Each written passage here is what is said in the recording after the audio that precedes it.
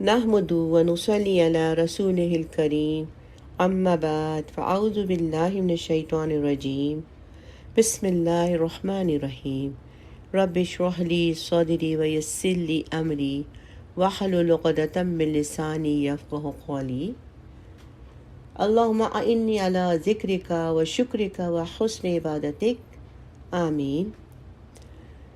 جز نمبر 4 لن تنالوا، آئیے آیت نمبر 92 سے پڑھتے ہیں۔ تم نیکی کے مقام تک اس وقت تک ہرگز نہیں پہنچو گے جب تک ان چیزوں میں سے اللہ کے لیے خرچ نہ کرو جو تمہیں محبوب ہے، اور جو کچھ بھی تم خرچ کرو گے اللہ خوب جانتا ہے۔ تورات کے نازل ہونے سے پہلے کھانے کی تمام چیزیں جو مسلمانوں کے لیے حلال ہیں بنی اسرائیل کے لیے بھی حلال تھیں، سوائے اس چیز کے جو اسرائیل یعنی حضرت یعقوب علیہ السلام نے اپنے اوپر حرام کر لی تھی۔ اے پیغمبر، یہودیوں سے کہہ دو اگر تم سچے ہو تو تورات لے آؤ اور اس کی تلاوت کرو۔ پھر ان باتوں کے واضح ہونے کے بعد بھی جو لوگ اللہ پر جھوٹا بہتان باندھیں تو ایسے لوگ بڑے ظالم ہیں۔ آپ کہیے کہ اللہ نے سچ کہا ہے، لہذا تم ابراہیم کے دین کی اتباع کرو جو پوری طرح سیدھے راستے پر تھے، اور ان لوگوں میں سے نہیں تھے جو اللہ کی خدائی میں کسی کو شریک مانگتے تھے۔ حقیقت یہ ہے کہ سب سے پہلا گھر جو لوگوں کی عبادت کے لیے بنایا گیا تھا یقینی طور پر وہ جو مکہ میں واقع ہے، اور بنانے کے وقت ہی سے برکتوں والا اور دنیا جہان کے لوگوں کے لیے ہدایت کا سامان ہے۔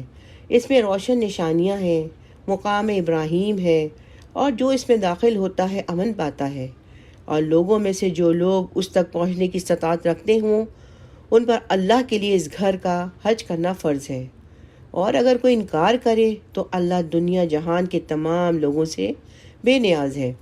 کہہ دو اے اہل کتاب، اللہ کی آیتوں کا کیوں انکار کرتے ہو؟ جو کچھ تم کرتے ہو اللہ اس سب کا گواہ ہے۔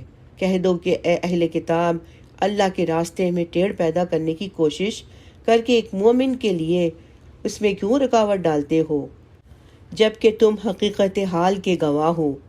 جو کچھ تم کر رہے ہو اللہ اس سے غافل نہیں۔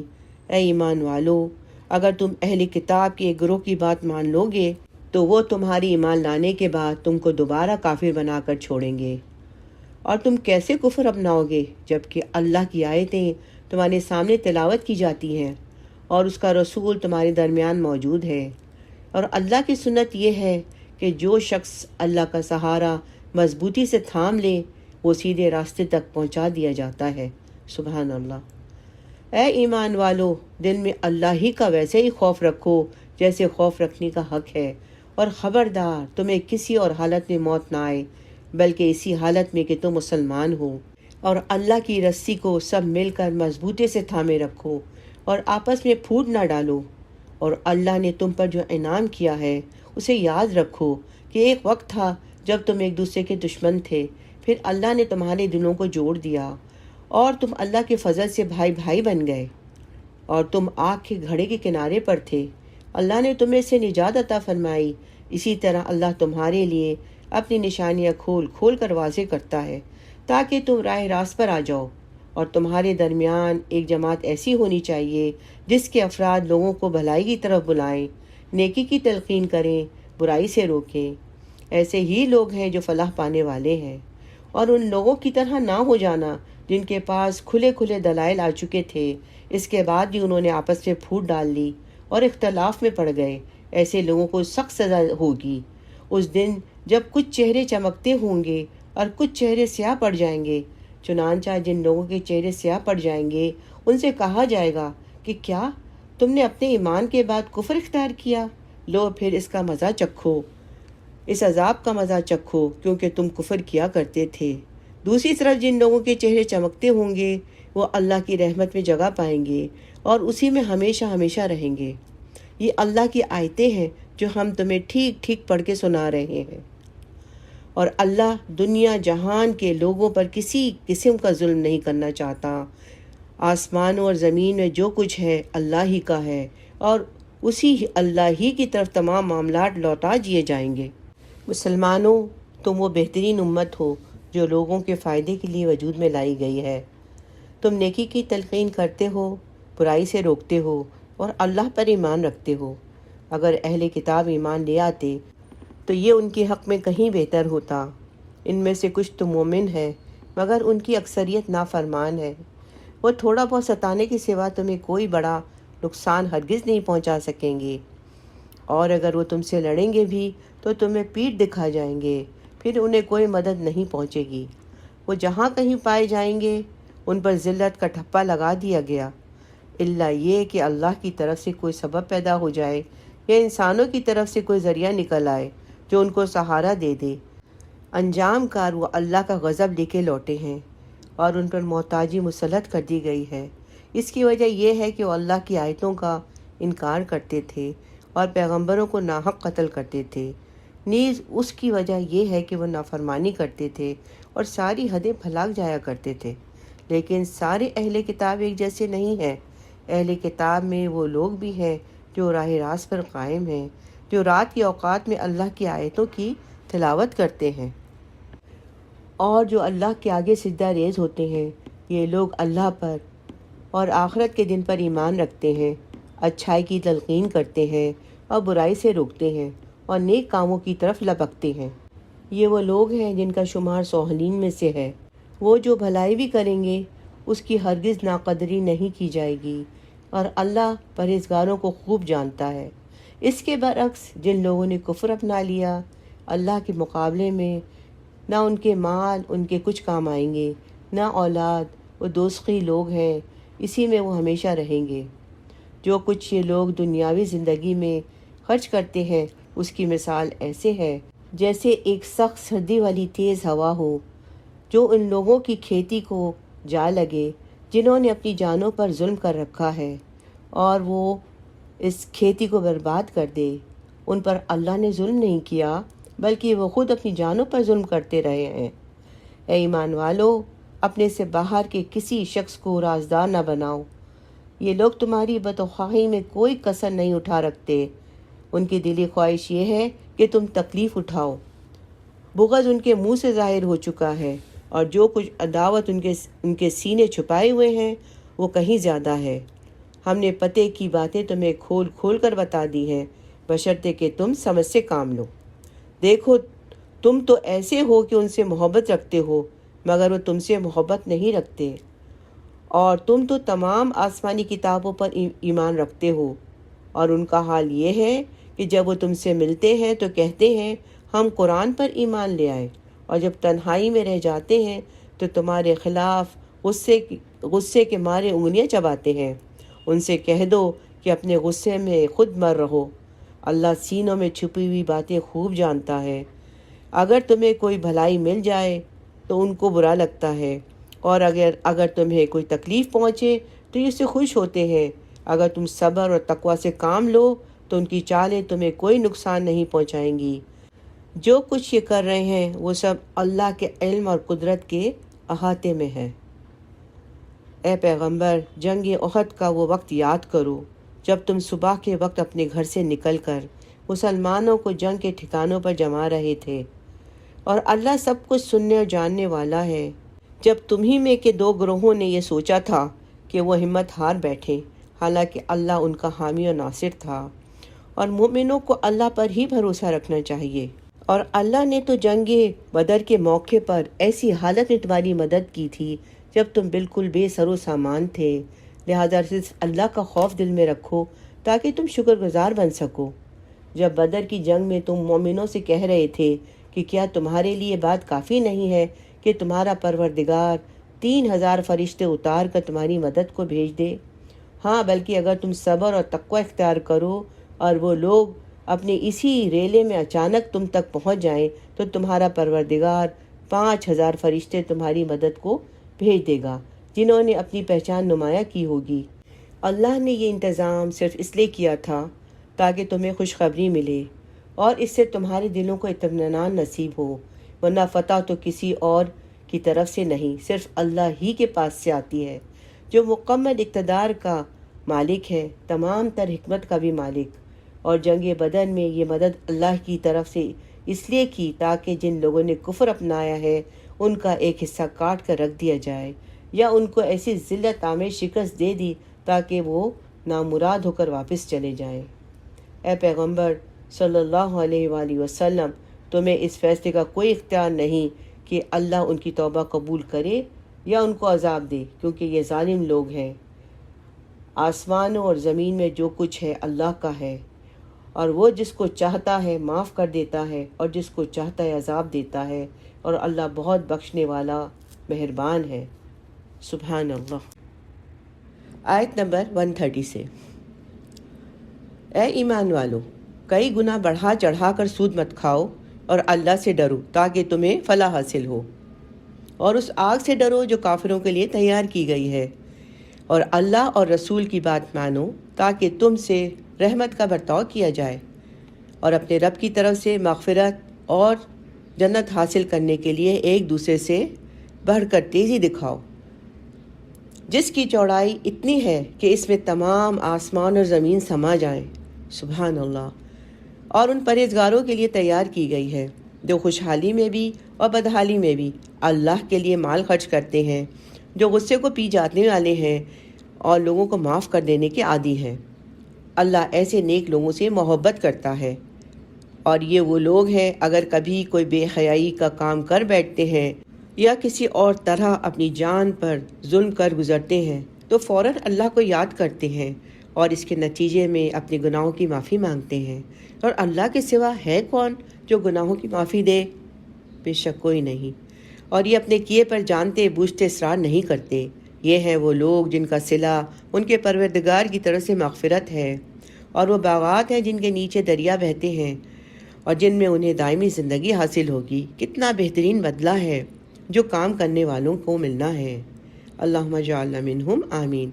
تم سے پہلے بہت سے واقعات گزر چکے ہیں، اب تم زمین میں چل پھر کر دیکھ لو کہ جنہوں نے پیغمبروں کو جھٹلایا تھا ان کا انجام کیسا ہوا۔ یہ تمام لوگوں کے لیے واضح اعلان ہے اور پرہیزگاروں کے لیے ہدایت اور نصیحت ہے۔ ان اگلی آیات سے جنگ احد پر اللہ کی طرف سے تبصرہ ہے۔ مسلمانوں، تم نہ تو کمزور پڑو نہ غمگین رہو۔ اگر تم واقعی مومن رہو تو تم ہی سربلند ہوگے۔ اگر تمہیں ایک زخم لگا ہے تو ان لوگوں کو بھی ایسا ہی زخم پہلے لگ چکا ہے۔ یہ تو آتے جاتے دن ہیں جنہیں ہم لوگوں کے درمیان باری باری بدلتے رہتے ہیں، اور مقصد یہ تھا کہ اللہ ایمان والوں کو جانچ لے اور تم میں سے کچھ لوگوں کو شہید قرار دے دے، اور اللہ ظالموں کو پسند نہیں کرتا۔ اور مقصد یہ بھی تھا کہ اللہ ایمان والوں کو میل کچیل سے نکھار کے رکھ دے اور کافروں کو ملیہ میٹ کر دے۔ بھلا تم کیا یہ سمجھتے ہو کہ یوں ہی جنت کے اندر داخل ہو جاؤ گے؟ حالانکہ ابھی تک اللہ نے تو تم سے ان لوگوں کو جانچ کر نہیں دیکھا جو جہاد کریں، اور نہ ان کو جانچ کر دیکھا جو ثابت قدم رہنے والے ہیں، اور تم خود موت کا سامنا کرنے سے پہلے شہادت کی موت کی تمنا کیا کرتے تھے، چنانچہ اب تم نے کھلی آنکھوں سے اسے دیکھ لیا۔ اور محمد صلی اللہ علیہ وسلم ایک رسول ہی تو ہیں، ان سے پہلے بہت سے رسول گزر چکے ہیں۔ بھلا اگر ان کا انتقال ہو جائے یا انہیں قتل کر دیا جائے تو کیا تم الٹے پاؤں پھر جاؤ گے؟ اور جو کوئی الٹے پاؤں پھرے گا وہ اللہ کو ہرگز کوئی نقصان نہیں پہنچا سکتا، اور جو شکر گزار بندے ہیں اللہ ان سب کو ثواب دے گا۔ اور یہ کسی بھی شخص کے اختیار میں نہیں ہے کہ اسے اللہ کے حکم کے بغیر موت آ جائے، جس کا ایک معین وقت آنا لکھا ہو۔ اور جو شخص دنیا کا بدلہ چاہے گا ہم اسے اس کا حصہ دیں گے، اور جو آخرت کا ثواب چاہے گا ہم اسے اس کا حصہ عطا کریں گے، اور جو لوگ شکر گزار ہیں ان کو ہم جلدی ہی ان کا اجر عطا فرمائیں گے۔ سبحان اللہ۔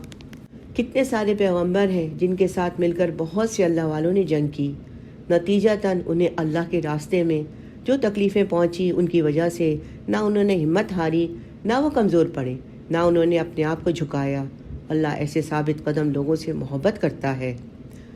ان کے منہ سے جو بات نکلی وہ اس کے سوا کچھ نہیں تھی۔ وہ کہہ رہے تھے، ہمارے پروردگار ہمارے گناہوں کو بھی اور ہم سے اپنے کاموں میں جو زیادتی ہوئی ہے اس کو بھی معاف فرما دے، ثابت قدمی بخش دے، اور کافر لوگوں کے مقابلے میں ہمیں فتح عطا فرما، آمین۔ چنانچہ اللہ نے انہیں دنیا کا انعام بھی دیا اور آخرت کا بہترین ثواب بھی۔ اور اللہ ایسے نیک لوگوں سے محبت کرتا ہے۔ اے ایمان والو، جن لوگوں نے کفر اپنا لیا ہے، اگر تم ان کی بات مانو گے تو وہ تمہیں الٹے پاؤں کفر کی طرف لوٹا دیں گے اور تم پلٹ کر نقصان اٹھاؤ گے۔ یہ لوگ تمہارے خیر خواہ نہیں، بلکہ اللہ تمہارا حامی اور ناصر ہے اور وہ بہترین مددگار ہے۔ جن لوگوں نے کفر اپنایا، ہم عنقریب ان کے دلوں میں رعب ڈال دیں گے، کیونکہ انہوں نے اللہ کی خدائی میں ایسی چیزوں کو شریک ٹھہرایا ہے جن کے بارے میں اللہ نے کوئی دلیل نہیں اتاری۔ ان کا ٹھکانہ جہنم ہے اور وہ ظالموں کے لیے بدترین ٹھکانہ ہے۔ اللہم لا تجعلنا منہم، اللہم اجرنا من النار۔ اور اللہ نے یقیناً اس وقت اپنا وعدہ پورا کر دیا تھا جب تم دشمنوں کو اسی کے حکم سے قتل کر رہے تھے، یہاں تک کہ جب تم نے کمزوری دکھائی اور حکم کے بارے میں باہم اختلاف کیا، اور جب اللہ نے تمہاری پسندیدہ چیز تمہیں دکھائی تو تم نے اپنے امیر کا کہنا نہ مانا۔ تم میں سے کچھ لوگ وہ تھے جو دنیا چاہتے تھے اور کچھ وہ تھے جو آخرت چاہتے تھے۔ پھر اللہ نے ان سے تمہارا رخ پھیر دیا تاکہ تمہیں آزمائے، البتہ اب وہ تمہیں معاف کر چکا ہے، اور اللہ مومنوں پر بڑا فضل کرنے والا ہے۔ وہ وقت یاد کرو جب تم منہ اٹھائے چلے جا رہے تھے اور کسی کو مڑ کر نہیں دیکھتے تھے، اور رسول تمہارے پیچھے سے تمہیں پکار رہے تھے، چنانچہ اللہ نے تمہیں رسول کو غم دینے کے بدلے میں شکست کا غم دے دیا، تاکہ آئندہ تم زیادہ صدمہ نہ کیا کرو، نہ اس چیز پر جو تمہارے ہاتھ سے جاتی رہی ہے، نہ کسی اور مصیبت پر جو تمہیں پہنچ جائے، اور اللہ تمہارے تمام کاموں سے پوری طرح باخبر ہے۔ پھر اس غم کے بعد اللہ نے تمہیں طمانینت نازل کی، ایک اونگ جو تم میں سے کچھ لوگوں پر چھا رہی تھی، اور ایک گروہ وہ تھا جسے اپنی جانوں کی پڑی ہوئی تھی، اور وہ لوگ اللہ کے بارے میں ناحق ایسے گمان کر رہے تھے جو جہالت کے خیالات تھے، اور وہ کہہ رہے تھے کیا ہمیں بھی کوئی اختیار حاصل ہے؟ کہہ دو اختیار تو تمام تر اللہ کا ہے۔ یہ لوگ اپنے دلوں میں وہ باتیں چھپاتے ہیں جو آپ کے سامنے ظاہر نہیں کرتے، کہتے ہیں کہ اگر ہمیں بھی کچھ اختیار ہوتا تو ہم یہاں قتل نہ ہوتے۔ کہہ دو کہ اگر تم اپنے گھروں میں بھی ہوتے تب بھی جن کا قتل ہونا مقدر میں لکھا جا چکا تھا وہ خود باہر نکل کر اپنی اپنی قتل گاہوں تک پہنچ جاتے، اور یہ سب اس لیے ہوا تاکہ جو کچھ تمہارے سینوں میں ہے اللہ اسے آزمائے، اور جو کچھ تمہارے دلوں میں ہے اس کا میل کچیل دور کر دے۔ اللہ دلوں کے بھید خوب جانتا ہے۔ تم میں سے جن لوگوں نے اس دن پیٹھ پھیری جب دونوں لشکر ایک دوسرے سے ٹکرائے، در حقیقت ان کے بعض اعمال کے نتیجے میں شیطان نے ان کو لرزش میں مبتلا کر دیا تھا، اور یقین رکھو کہ اللہ نے انہیں معاف کر دیا۔ یقیناً اللہ بہت معاف کرنے والا بڑا بردبار ہے۔ اے ایمان والو، ان لوگوں کی طرح نہ ہو جانا جنہوں نے کفر اختیار کیا ہے، اور جب ان کے بھائی کسی سرزمین میں سفر کرنے یا جنگ کرنے میں شامل ہوتے ہیں تو یہ ان کے بارے میں کہتے ہیں کہ اگر وہ ہمارے پاس ہوتے تو نہ مرتے، نہ مارے جاتے۔ ان کی اس بات کا نتیجہ تو صرف یہ ہے کہ اللہ ایسی باتوں کو ان کے دلوں میں حسرت کا سبب بنا دیتا ہے، ورنہ زندگی اور موت تو اللہ دیتا ہے بے شک، اور جو عمل بھی تم کرتے ہو اللہ اسے دیکھ رہا ہے۔ اور اگر تم اللہ کے راستے میں قتل ہو جاؤ یا مر جاؤ تب بھی اللہ کی طرف سے ملنے والی مغفرت اور رحمت ان چیزوں سے کہیں بہتر ہے جو یہ لوگ جمع کر رہے ہیں۔ اگر تم مر جاؤ یا قتل ہو جاؤ تو اللہ ہی کے پاس تو لے جا کر اکٹھے کیے جاؤ گے۔ ان واقعات کے بعد اللہ کی رحمت ہی تھی جس کی بنا پر اے پیغمبر صلی اللہ علیہ وسلم تم نے ان لوگوں سے نرمی کا برتاؤ کیا۔ اگر تم سخت مزاج اور سخت دل والے ہوتے تو یہ تمہارے پاس بھی نہ پھٹکتے اور ہٹ کر تتر بتر ہو جاتے، لہٰذا ان کو معاف کر دو، ان کے لیے مغفرت کی دعا کرو اور ان سے اہم معاملات میں مشورہ لیتے رہو۔ پھر جب تم رائے پختہ کر کے کسی بات کا عزم کر لو تو اللہ پہ بھروسہ کرو، اللہ یقیناً توکل کرنے والوں سے محبت کرتا ہے۔ اگر اللہ تمہاری مدد کرے تو کوئی تم پر غالب آنے والا نہیں، اور وہ اگر تمہیں تنہا چھوڑ دے تو کون ہے جو اس کے بعد تمہاری مدد کرے گا؟ اور مومنوں کو چاہیے کہ وہ اللہ ہی پر بھروسہ رکھیں، اور کسی نبی سے یہ نہیں ہو سکتا کہ وہ مال غنیمت میں خیانت کرے، اور جو خیانت کرے گا وہ قیامت کے دن وہ چیز لے آئے گا وہ جو اس نے خیانت کر کے لی ہوگی، پھر ہر شخص کو اس کے کیے کا پورا پورا بدلہ دیا جائے گا، اور کسی پر کوئی ظلم نہیں ہوگا۔ بھلا جو شخص اللہ کی خوشنودی کا تابع ہو اور اس شخص کی طرح ہو سکتا ہے جو اللہ کی طرف سے ناراضگی لے کر لوٹا ہو؟ اور جس کا ٹھکانہ جہنم ہو اور وہ بہت برا ٹھکانہ ہے۔ اللہم اجرنا من النار۔ اللہ کے نزدیک ان لوگوں کے درجات مختلف ہیں۔ اللہ کو خوب دکھتا ہے۔ حقیقت یہ ہے کہ اللہ نے مومنوں پہ بڑا احسان کیا کہ ان کے درمیان انہی میں سے ایک رسول بھیجا جو ان کے سامنے اللہ کی آیتوں کی تلاوت کرے، انہیں پاک صاف بنائے، انہیں کتاب اور حکمت کی تعلیم دے، جبکہ لوگ اس سے پہلے یقیناً کھلی گمراہی میں مبتلا تھے۔ جب تمہیں ایک ایسی مصیبت پہنچی جس سے دگنی تم دشمن کو پہنچا چکے تھے، تو کیا تم ایسے موقع پر یہ کہتے ہو کہ یہ مصیبت کہاں سے آ گئی؟ کہہ دو یہ خود تمہاری طرف سے آئی ہے، بے شک اللہ ہر چیز پر قادر ہے۔ اور تمہیں جو مصیبت اس دن پہنچی جب دونوں لشکر ٹکرائے تھے اور اللہ کے حکم سے پہنچی تھی تاکہ مومنوں کو وہ پرکھ لے اور دیکھ لے اور منافقین کو بھی دیکھ لے، اور ان منافقین سے کہا گیا تھا کہ آؤ اللہ کے راستے میں جنگ کرو، تو انہوں نے کہا تھا کہ اگر ہم دیکھتے کہ جنگ کی طرح جنگ ہوگی تو ہم ضرور آپ کے پیچھے چلتے۔ اس دن جب یہ بات کہہ رہے تھے کہ وہ ایمان کی بنسبت کفر سے زیادہ قریب تھے، وہ اپنے منہ سے وہ بات کہتے ہیں جو ان کے دلوں میں نہیں ہوتی، اور یہ جو کچھ چھپاتے ہیں اللہ اسے خوب جانتا ہے۔ یہ وہ لوگ ہیں جو اپنے شہید بھائیوں کے بارے میں بیٹھے بیٹھے یہ باتیں بناتے ہیں کہ اگر وہ ہماری بات مانتے تو قتل نہ ہوتے۔ کہہ دو کہ اگر تم سچے ہو تو خود اپنے آپ ہی موت کو ٹال دینا، اور اے پیغمبر صلی اللہ علیہ وسلم، جو لوگ اللہ کے راستے میں قتل ہوئے ہیں انہیں ہرگز مردہ نہ سمجھنا، بلکہ وہ زندہ ہیں، انہیں اپنے رب کے پاس سے رزق ملتا ہے، اللہ نے ان کو اپنے فضل سے جو کچھ دیا ہے اس پر مگن ہے۔ اور ان کے پیچھے جو لوگ ابھی ان کے ساتھ شہادت میں شامل نہیں ہوئے ان کے بارے میں اس بات پر بھی خوشی مناتے ہیں کہ وہ ان سے آ کر ملیں گے، تو نہ ان پر کوئی خوف ہوگا اور نہ وہ غمگین ہوں گے۔ وہ اللہ کی نعمت اور فضل پر بھی خوشی مناتے ہیں اور اس بات پر بھی کہ اللہ مومنوں کا اجر ضائع نہیں کرتا۔ بے شک۔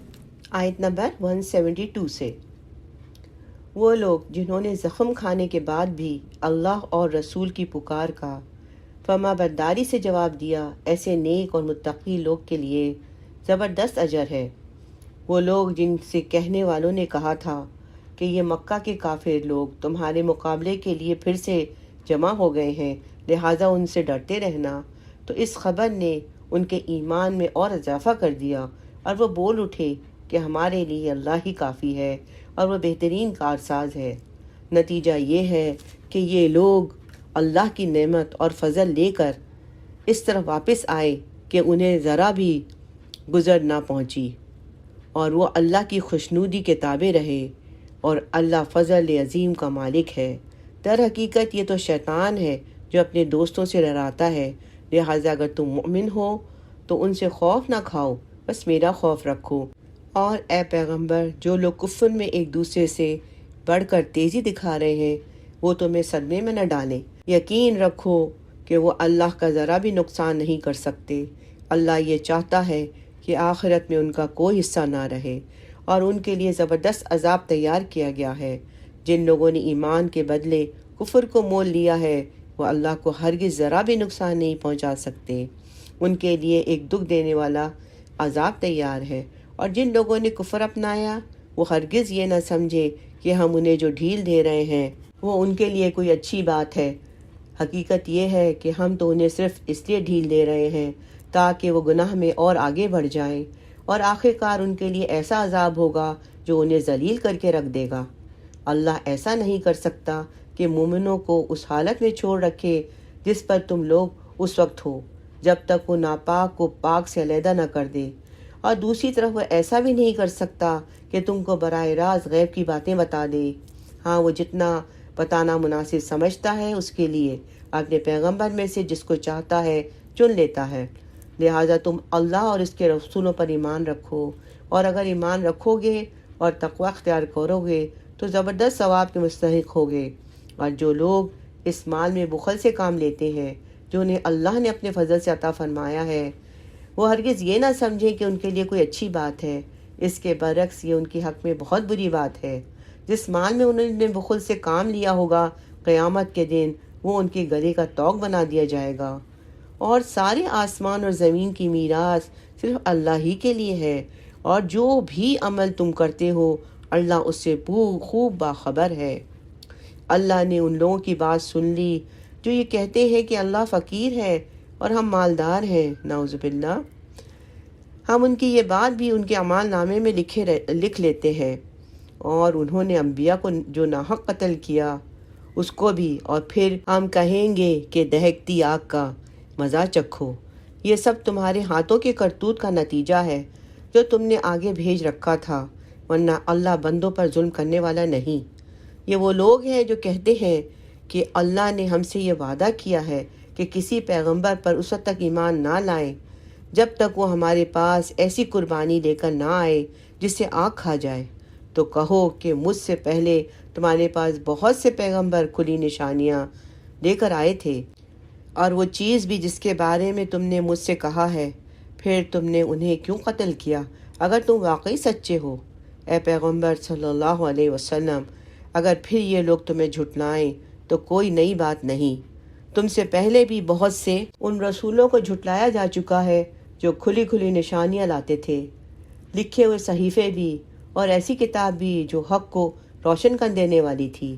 ہر جاندار کو موت کا مزہ چکھنا ہے، اور تم سب کو تمہارے اعمال کے پورے پورے بدلے قیامت کے دن ہی ملیں گے۔ پھر جس کسی کو دوزخ سے دور ہٹا لیا گیا اور جنت میں ڈال دیا گیا، وہ صحیح معنی میں کامیاب ہو گیا، اور یہ دنیاوی زندگی تو جنت کے مقابلے میں دھوکے کا سامان کے سوا کچھ بھی نہیں۔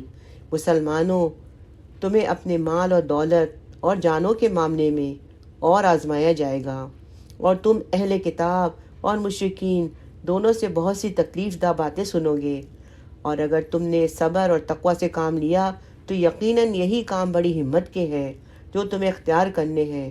اور ان لوگوں کو وہ وقت نہ بھولنا چاہیے جب اللہ نے اہل کتاب سے یہ عہد لیا تھا کہ تم اس کتاب کو لوگوں کے سامنے ضرور کھول کھول کر بیان کرو گے اور ان کو چھپاؤ گے نہیں۔ پھر انہوں نے اس عہد کو پس پش ڈال دیا اور اس کے بدلے تھوڑی سی قیمت حاصل کی۔ اس طرح کتنی بری ہے یہ وہ چیز جو مول لے رہے ہیں۔ یہ ہرگز نہ سمجھنا کہ جو لوگ اپنے کیے پر بڑے خوش ہیں وہ چاہتے ہیں کہ ان کی تعریف ان کے کاموں پر بھی کی جائے جو انہوں نے کیے ہی نہیں۔ ایسے لوگوں کے بارے میں ہرگز یہ نہ سمجھنا کہ وہ عذاب سے بچنے میں کامیاب ہو جائیں گے۔ ان کے لیے دردناک سزا تیار ہے، اور آسمانوں اور زمین کی سلطنت صرف اللہ کی ہے، اور اللہ ہر چیز پر مکمل قدرت رکھتا ہے۔ بے شک آسمانوں اور زمین کی تخلیق میں اور رات اور دن کے باری باری آنے جانے میں ان عقل والوں کے لیے بڑی نشانیاں ہیں جو اٹھتے بیٹھتے اور لیٹتے ہوئے ہر حال میں اللہ کو یاد کرتے ہیں اور آسمانوں اور زمین کی تخلیق پر غور کرتے ہیں۔ انہیں دیکھ کر بول اٹھتے ہیں، اے ہمارے پروردگار، آپ نے یہ سب کچھ بے مقصد پیدا نہیں کیا، آپ ایسے فضول کام سے پاک ہیں، بس ہمیں دوزخ کے عذاب سے بچا لیجئے۔ اے ہمارے رب، آپ جس کو دوزخ میں داخل کریں اسے آپ نے یقیناً رسوا ہی کر دیا، اور ظالموں کو کسی قسم کی مدد نصیب نہ ہوگی۔ اے ہمارے پروردگار، ہم نے ایک منادی والے کو سنا ہے جو ایمان کی طرف پکار رہا تھا کہ اپنے پروردگار پر ایمان لاؤ، چنانچہ ہم ایمان لے آئے۔ لہٰذا اے ہمارے پروردگار، ہماری خاطر ہمارے گناہ بخش دیجئے، ہماری برائیوں کو ہم سے مٹا دیجئے، اور ہمیں نیک لوگوں میں شامل کر کے اپنے پاس بلا لیجئے۔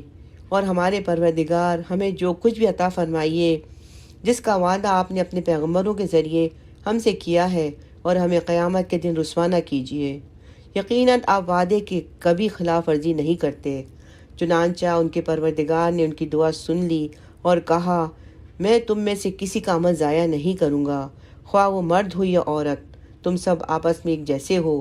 لہٰذا جن لوگوں نے ہجرت کی اور انہیں ان کے گھروں سے نکالا گیا اور میرے راستے میں تکلیفیں دی گئیں، اور جنہوں نے دین کی خاطر لڑائی لڑی اور قتل ہوئے، میں ان سب کی برائیوں کا ضرور کفارہ کر دوں گا۔ انہیں ضرور ضرور اب ایسے باغات میں داخل کروں گا جس کے نیچے نہریں بہتی ہوں گی۔ یہ سب کچھ اللہ کی طرف سے انعام ہوگا، اور اللہ ہی ہے جس کے پاس بہترین انعام ہے۔ بے شک اللہم اجعلنا منہم، آمین۔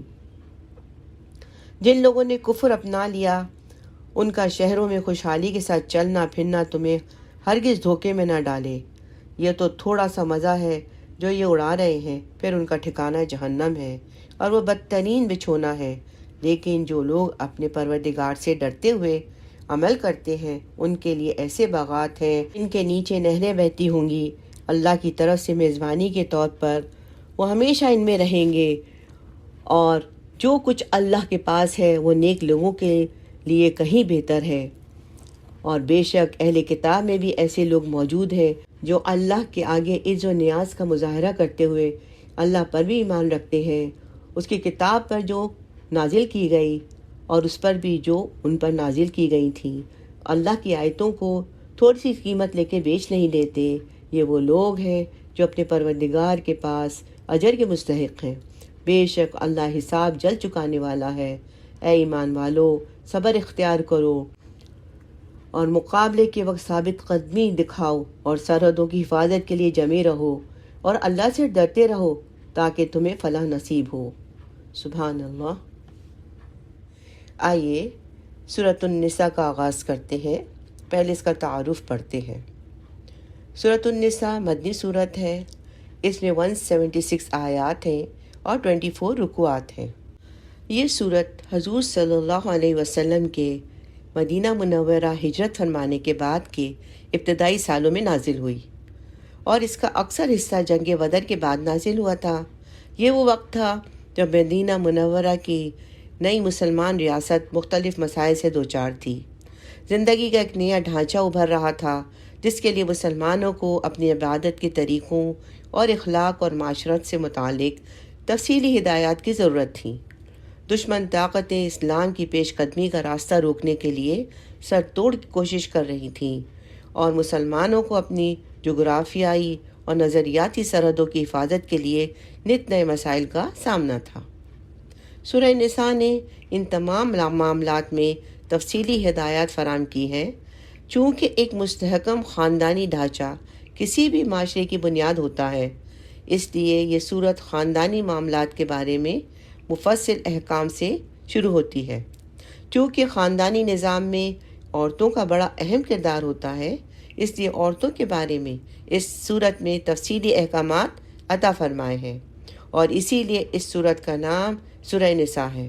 جنگ احد کے بعد بہت سی خواتین بیوہ اور بہت سے بچے یتیم ہو گئے تھے، اس لیے سورت کے شروع میں یتیموں کے حقوق کے تحفظ کا انتظام فرمایا ہے، اور آیت نمبر 14 تک میراث کے احکامات تفصیل سے بیان کیے گئے ہیں۔ زمانہ جاہلیت میں عورتوں کے ساتھ طرح طرح کے ظلم ہوتے تھے، ان مظالم کی ایک ایک کر کے نشاندہی کی گئی ہے اور معاشرے سے ان کا خاتمہ کرنے کی ہدایت دی گئی ہے۔ نکاح اور طلاق کے مفصل احکامات بیان کیے گئے ہیں، اور میاں بیوی کے حقوق متعین فرمائے گئے ہیں۔ یہ مضمون آیت نمبر 35 تک چلا ہے، جس کے بعد انسان کی باطنی اور معاشرتی اصلاح کی طرف توجہ دلائی گئی ہے۔ مسلمانوں کو عرب کے صحراؤں میں سفر کے دوران پانی کی قلت پیش آتی ہے، لہٰذا آیت نمبر 43 میں تیمم کا طریقہ اور آیت نمبر 101 میں سفر میں نماز قصر کرنے کی سہولت عطا فرمائی گئی ہے۔ نیز جہاد کے دوران نماز خوف کا طریقہ آیت نمبر 102 اور 103 میں بتایا گیا ہے۔ مدینہ منورہ میں بسنے والے یہودیوں نے حضور صلی اللہ علیہ وسلم سے معاہدہ کرنے کے باوجود مسلمانوں کے خلاف سازشوں کا ایک منتہائی سلسلہ شروع کر رکھا تھا۔ آیت 44 سے 57 اور 153 سے 175 میں ان کی بدعمالیوں کو واضح طور پر بیان کیا گیا ہے، راہ راست پر آنے کی تلقین کی گئی ہے۔ آیت نمبر 171 سے 175 میں ان کے ساتھ عیسائیوں کو بھی خطاب میں شامل کر لیا گیا ہے، اور انہیں تثلیث کے عقیدے یعنی 3 خداؤں کے عقیدے کی بجائے خالص توحید اختیار کرنے کی دعوت دی گئی ہے۔ اس کے علاوہ آیت نمبر 58 59 میں سیاست اور حکمرانی سے متعلق ہدایات آئی ہیں۔ منافقین کی بدعمالیاں آیت 60 سے 70 اور پھر آیات 137 سے 152 میں واضح کی گئی ہے۔ آیات 71 سے 96 نے جہاد کے احکامات بیان کر کے منافقین کی ریشہ دوانیوں کا پردہ چاک کیا ہے۔ اسی سیاق میں آیت 92 اور 93 میں قتل کی سزائیں مقرر فرمائی گئی ہیں جو مسلمان مکہ مکرمہ میں رہ گئے تھے اور کفار کے ہاتھوں مظالم جھیل رہے تھے، ان کی ہجرت کے مسائل آیت نمبر 97 سے 100 میں زیر بحث آئے ہیں۔ اسی دوران بہت سے تنازعات حضور صلی اللہ علیہ وسلم کے سامنے فیصلے کے لیے لائے گئے۔ آیات 105 سے 115 میں ان کے فیصلے کا طریقہ آپ کو بتایا گیا اور مسلمانوں کو آپ کا فیصلہ دل و جان سے قبول کرنے کی تاکید کی گئی۔ آیات 116 سے آیت 126 میں توحید کی اہمیت واضح کی گئی۔ خاندانی نظام اور میراث کے بارے میں صحابہ کرام نے حضور صلی اللہ علیہ وسلم سے مختلف سوالات پوچھے تھے۔ آیات 127 سے 129 اور پھر 176 میں ان سوالات کا جواب دیا گیا ہے۔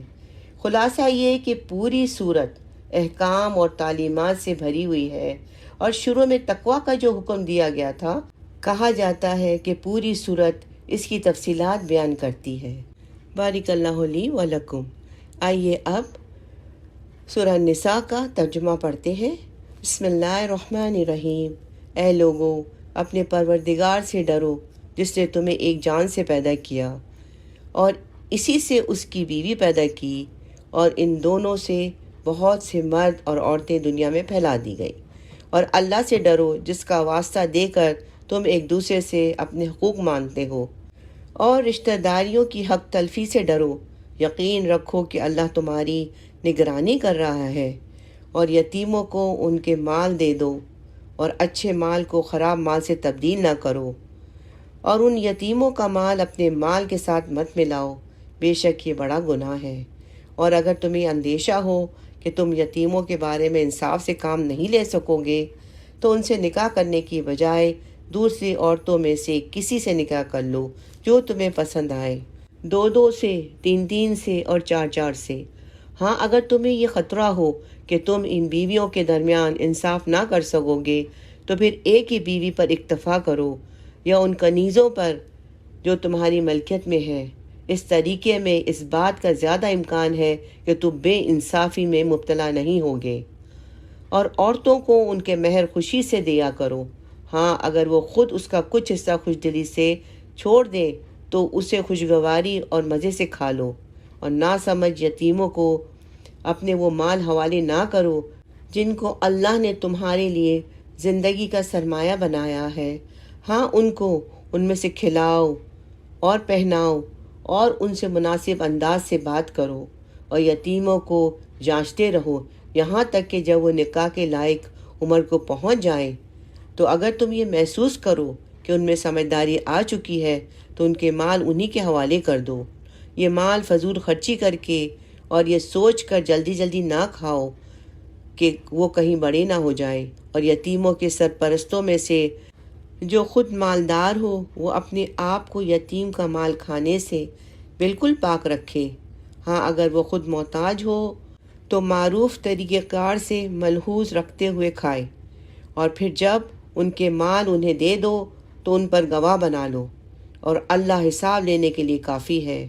مردوں کے لیے بھی اس مال میں حصہ ہے جو والدین اور قریب ترین رشتہ داروں نے چھوڑا ہو، اور عورتوں کے لیے بھی اس مال میں حصہ ہے جو والدین اور قریب ترین رشتہ داروں نے چھوڑا ہو، چاہے وہ ترکہ تھوڑا ہو یا زیادہ، یہ حصہ اللہ کی طرف سے مقررہ ہے۔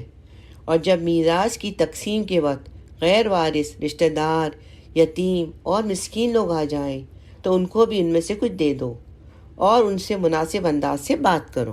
اور وہ لوگ جو یتیموں کے مال میں خود بر کرنے سے ڈریں، جو اگر اپنے پیچھے کمزور بچے چھوڑ کر جائیں تو ان کی طرف سے فکر مند رہیں گے، لہٰذا وہ اللہ سے ڈریں اور سیدھی بات کہا کریں۔ یقین رکھو جو لوگ یتیموں کا مال ناحق کھاتے ہیں وہ اپنے پیٹ میں آگ بھر رہے ہیں، اور انہیں جلد ہی ایک دہکتی ہوئی آگ میں داخل ہونا ہوگا۔ یہ اگلی آیات جو ہیں وراثت کی تقسیم کے بارے میں ہے۔ اللہ تمہاری اولاد کے بارے میں تم کو حکم دیتا ہے کہ مرد کا حصہ 2 عورتوں کے برابر ہے، اور اگر صرف عورتیں ہی ہوں 2 یا 2 سے زیادہ تو مرنے والے نے جو کچھ چھوڑا ہو انہیں اس کا 2/3 حصہ ملے گا، اور اگر صرف ایک عورت ہو تو اسے ترکے کا آدھا حصہ ملے گا، اور مرنے والے کے والدین میں سے ہر ایک کو ترکے کا 6واں حصہ ملے گا، بشرطے کہ مرنے والے کی کوئی اولاد ہو، اور اگر اس کی کوئی اولاد نہ ہو اور اس کے والدین ہی اس کے وارث ہوں تو اس کی ماں 1/3 حصے کی حقدار ہے۔ ہاں اگر اس کے کئی بھائی ہوں تو اس کی ماں کو 6واں حصہ دیا جائے گا۔ یہ ساری تقسیم اس کے وصیت پر عمل کرنے کے بعد ہوگی جو مرنے والے نے کی ہو۔ اگر اس کے ذمے کوئی قرض ہے تو اس کی ادائیگی کے بعد تمہیں اس بات کا ٹھیک علم نہیں کہ تمہارے باپ بیٹوں میں سے کون فائدہ پہنچانے کے لحاظ سے تم سے زیادہ قریب ہو۔ یہ ہے اللہ کے مقرر کیے ہوئے حصے۔ یقین رکھو کہ اللہ علم کا بھی مالک ہے اور حکمت کا بھی۔ اور تمہاری بیویاں جو کچھ چھوڑ کر جائیں اس کا آدھا حصہ تمہارا ہے، بشرطے کہ ان کی کوئی اولاد زندہ نہ ہو۔ اگر ان کی کوئی اولاد ہو تو اس وصیت پر عمل کرنے کے بعد جو انہوں نے کی ہو اور اس کے قرض کی ادائیگی کے بعد تمہیں ان کے ترکے کا 4واں حصہ ملے گا، اور تم جو کچھ چھوڑ کر جاؤ اس کا 4واں حصہ ان بیویوں کا ہے، بشرطے کہ تمہاری کوئی اولاد زندہ نہ ہو۔ اور اگر تمہاری کوئی اولاد ہو تو اس وصیت پر عمل کرنے کے بعد جو تم نے کی ہو اور تمہارے قرض کی ادائیگی کے بعد ان کو تمہارے ترکے کا 8واں حصہ ملے گا۔ اور اگر وہ مرد یا عورت جس کی میراث تقسیم ہونی ہے ایسا ہو کہ نہ اس کے والدین زندہ ہوں نہ اولاد، اور اس کا ایک بھائی یا ایک بہن زندہ ہو تو اس میں سے ہر ایک 6 حصے کا حقدار ہے، اور اگر وہ اس سے زیادہ ہوں تو وہ سب 1/3 میں شریک ہوں گے، مگر جو وصیت کی گئی ہو اس پر عمل کرنے کے بعد اور مرنے والے کے ذمے جو قرض ہو اس کی ادائیگی کے بعد، بشرطے کہ وصیت یا قرض کے اقرار کرنے سے اس نے کسی کو نقصان نہ پہنچایا ہو۔ یہ سب کچھ اللہ کا حکم ہے، اور اللہ ہر بات کا علم رکھنے والا بردبار ہے۔ یہ اللہ کی مقرر کی ہوئی حدیں ہیں، اور جو شخص اللہ اور اس کے رسول کی اطاعت کرے گا وہ اس کو ایسے باغات میں داخل کرے گا جن کے نیچے نہریں بہتی ہوں گی۔ ایسے لوگ ہمیشہ ان باغات میں رہیں گے، اور یہ زبردست کامیابی ہے۔ اور جو شخص اللہ اور اس کے رسول کی نافرمانی کرے گا اور اس کے مقرر کی ہوئی حدود سے تجاوز کرے گا اسے اللہ دوزخ میں ڈالیں گے جس میں وہ ہمیشہ رہے گا، اور اس کو ایسا عذاب ہوگا جو ذلیل کر کے رکھ دے گا۔ نعوذ باللہ، اللہم نجنا من النار۔ تمہاری عورتوں میں سے جو بدکاری کا ارتکاب کریں ان پر اپنے میں سے 4 گواہ بنا لو، چنانچہ اگر وہ ان بدکاری کی گواہی دیں تو ان عورتوں کو گھروں میں روک رکھو یہاں تک کہ انہیں موت اٹھا کر لے جائے، یا اللہ ان کے لیے کوئی اور راستہ پیدا کر دے۔ اور تم میں سے جو 2 مرد بدکاری کا ارتکاب کریں ان کو اذیت دو، پھر اگر وہ توبہ کر کے اپنی اصلاح کر لیں تو ان سے درگزر کرو، بے شک اللہ بہت توبہ قبول کرنے والا اور بڑا مہربان ہے۔ اللہ نے توبہ قبول کرنے کی جو ذمہ داری لی ہے وہ ان لوگوں کے لیے ہے جو نادانی سے کوئی برائی کر ڈالتے ہیں پھر جلدی توبہ کر لیتے ہیں، چنانچہ اللہ ان کی توبہ قبول کر لیتا ہے، اور اللہ ہر بات کو خوب جاننے والا ہے اور حکمت والا بھی۔ توبہ کی قبولیت ان کے لیے نہیں جو برے کام کیے جاتے ہیں، یہاں تک کہ جب ان میں سے کسی پر موت کا وقت آ کھڑا ہوتا ہے تو وہ کہتا ہے کہ میں نے اب توبہ کر لی، اور نہ ان کے لیے ہے جو کفر کی حالت میں مر جاتے ہیں۔ ایسے لوگوں کے لیے تو ہم نے دکھ دینے والا عذاب تیار کر رکھا ہے۔ اے ایمان والو، یہ بات تمہارے لیے حلال نہیں کہ تم زبردستی عورتوں کے مالک بن بیٹھو، اور ان کو اس غرض سے مقید مت کرو کہ تم نے جو کچھ ان کو دیا ہے اس کا کچھ حصہ لے اڑو، الا یہ کہ وہ کھلی بے حیائی کا ارتکاب کریں، اور ان کے ساتھ بھلے انداز میں زندگی بسر کرو۔ اور اگر تم انہیں پسند نہیں کرتے تو یہ عین ممکن ہے کہ تم کسی چیز کو ناپسند کرتے ہو، اور اللہ نے اس میں بہت کچھ بھلائی رکھی ہے۔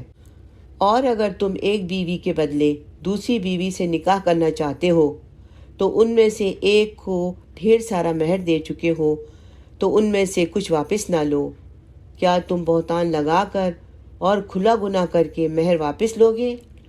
اور آخر تم کیسے وہ مہر واپس لے سکتے ہو جب کہ تم ایک دوسرے کے اتنے قریب ہو چکے تھے، اور انہوں نے تو تم سے بڑا بھاری عہد لیا تھا، اور جن عورتوں سے تمہارے باپ دادا کسی وقت نکاح کر چکے ہوں تم انہیں نکاح میں نہ لاؤ، البتہ پہلے جو ہو چکا ہے وہ ہو چکا ہے۔ یہ بڑی بے حیائی ہے، گھناؤنا عمل ہے اور بے راہ روی ہے۔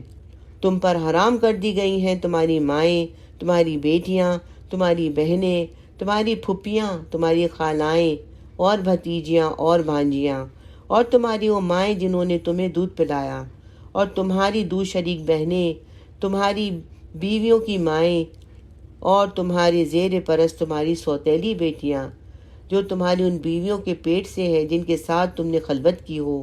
ہاں، اگر تم نے ان کے ساتھ خلوت نہ کی ہو اور انہیں طلاق دے دی ہو یا ان کا انتقال ہو گیا ہو تو تم پر ان کی لڑکیوں سے نکاح کرنے میں کوئی گناہ نہیں، نیز تمہارے صلبی بیٹوں کی بیویاں بھی تم پر حرام ہے، اور یہ بات بھی حرام ہے کہ تم دو بہنوں کو ایک ساتھ نکاح میں جمع کرو۔ البتہ جو کچھ پہلے ہو چکا ہے وہ ہو چکا ہے، بے شک اللہ بہت معاف کرنے والا اور بڑا مہربان ہے۔ بے شک الحمدللہ۔ بارک اللہ لی و لکم فی القرآن العظیم۔ ربنا تقبل منا انک انت السمیع العلیم وتب علینا انک انت التواب الرحیم۔ آمین۔